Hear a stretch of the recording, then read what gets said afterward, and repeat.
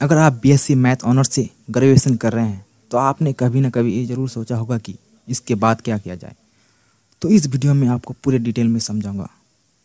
आपको इस वीडियो के डिस्क्रिप्शन पार्ट में टाइमिंग मिलेगा, जिससे आप उस टाइम पर क्लिक करके सीधे उस टॉपिक पर जा सकते हैं, जिससे आपका टाइम बचेगा। लेकिन मैं रिकमेंड करता हूँ कि आप इस वीडियो को स्टार्ट से लेकर एंड तक देखें, जिससे आपके सारे डाउट क्लियर हो जाएं। मैं इन कोर्सेज़ को कैटेगरी वाइज बताऊँगा, तो साथ में ये भी बताऊंगा कि अगर आप इन सारे कोर्सेज़ को कर लेंगे तो लास्ट में आप क्या बनकर निकलेंगे और आपको क्या जॉब मिलेगी, यानी अपॉर्चुनिटी क्या है। तो इस तरह से 4 कैटेगरी है: theory field, technology field, competitive exam और बिजनेस। तो सबसे पहले आते हैं थ्योरी फील्ड में। थ्योरी फील्ड में आप क्या क्या कर सकते हैं बीएससी मैथ के बाद। तो इसके बाद आप एमएससी कर सकते हैं, जो 2 साल का होता है, एमबीए कर सकते हैं, बीएड कर सकते हैं। तो मैं इस वीडियो में आपको एमएससी के बारे में बताऊँगा। अगर आप एमएससी कर लेते हैं, 2 साल का कोर्स है, अगर आप इसे कर लेते हैं तो इसके बाद आप नेट का एग्ज़ाम दे सकते हैं, यानी एनआईटी नेट का एग्ज़ाम दे सकते हैं। इसके बाद इस नेट का एग्ज़ाम देने के बाद आप असिस्टेंट प्रोफेसर बन जाते हैं। अगर आपको प्रोफेसर बनना है तो आपको पीएचडी करनी होगी। पीएचडी 5 ईयर्स यानी 5 साल का होता है। अब आते हैं एडमिशन पर कि आपको एमएससी में एडमिशन कैसे लेनी है।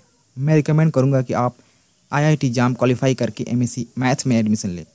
आईआईटी यानी Indian institute of technology India की सबसे उच्च संस्थान है। अगर आपको इसमें एडमिशन मिल जाती है तो आपको सोने पे सुहागा हो जाता है। अगर आप आईआईटी एग्जाम का फॉर्म भरना चाहते हैं तो इसके लिए क्या रिक्वायरमेंट है। सबसे पहले आपको 55% मार्क्स लाना होता है बीएससी मैथ में। आप इसे हर साल ये फॉर्म निकलता है, इसे आप अप्लाई कर सकते हैं। ये 100 मार्क्स का होता है। इसमें 30 से 40 मार्क्स लाने पर आपका सिलेक्शन हो जाता है।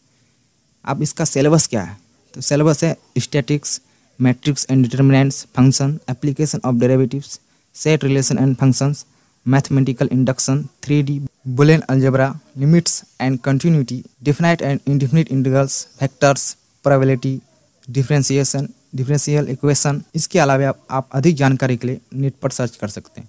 अगर आप एमएससी कर लेते हैं तो क्या बन जाते हैं। एमएससी करने के बाद आप लेक्चरर बन जाते हैं। यूनिवर्सिटी कॉलेज में आप टीच करा सकते हैं, रिसर्चर बन सकते हैं और बुक्स लिख सकते हैं। अब आते हैं दूसरा फील्ड यानी टेक्नोलॉजी फील्ड में। टेक्नोलॉजी फील्ड में आप बीएससी मैथ्स के बाद एमसीए कर सकते हैं, जो कि 3 साल का होता है। नेट का एग्ज़ाम दे सकते हैं या गेट का एग्ज़ाम भी दे सकते हैं, जिसके लिए आपको एमसीए में 55 मार्क्स होना अनिवार्य है। इसके बाद आप पीएचडी भी कर सकते हैं। अगर आपको एमसीए में एडमिशन करना है तो इसके लिए मेरी क्या रिकमेंडेशन है, आप इसे ध्यान से सुनिए। एमसीए में एडमिशन लेना चाहते हैं तो एनआईटी यानी नेशनल इंस्टीट्यूट ऑफ टेक्नोलॉजी से ही एमसीए करें। इसके लिए एक फॉर्म आता है निमसेट का, इस निमसेट का आप फॉर्म भर सकते हैं। निमसेट के फॉर्म भरने के लिए क्या रिक्वायरमेंट है इसको मैं बताता हूँ। इसके लिए आपको 60% मार्क्स होना चाहिए बीएससी मैथ में।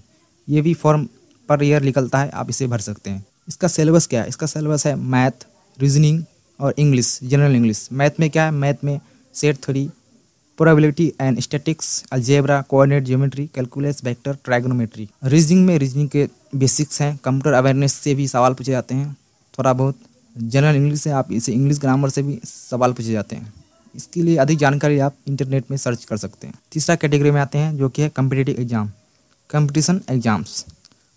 तो इसमें आप ग्रुप डी कर सकते हैं, bank clerk, bank PO, air force, civil service exam जैसे यूपीएससी, बीपीएससी, और आप एसएससी भी कर सकते हैं। चौथा फील्ड है बिजनेस का।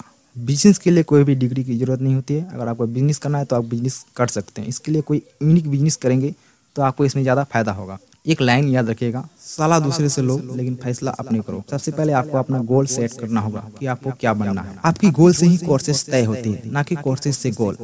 अपना एक मंजिल रखें, उस मंजिल तक जाने के रास्ते अलग हो सकते हैं, लेकिन पहुंचते हैं उसी मंजिल पर। अगर आपको मंजिल तक पहुंचना है तो गाड़ी में पेट्रोल कम ना रखें।